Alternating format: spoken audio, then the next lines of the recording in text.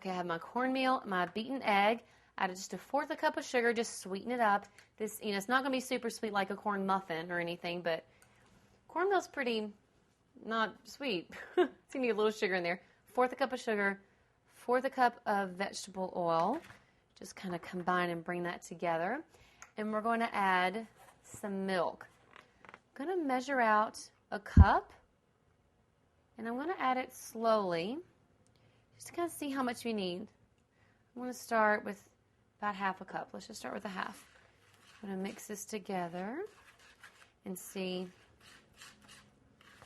Yeah, we may not even need much more than that. Yeah, that's coming together nicely. Beautiful. You can kind of see how it's coming together. It's starting to look like cornbread. Well, cornbread batter. Let's get a good look at that. Still a little thick, so I'm going to add just a little bit more of the milk.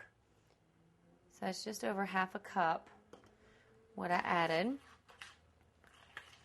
And, depending on how big of a batch you want to make of this, double it.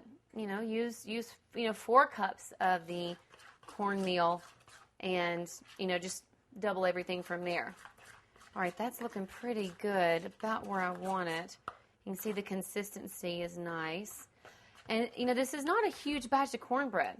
It really isn't. So it's going to just be really thin in this pan, but that's okay because, again, it's going to cook up quickly, and it's not going to matter because we're going to break it up and put it in our larger dish anyway, so it doesn't even matter.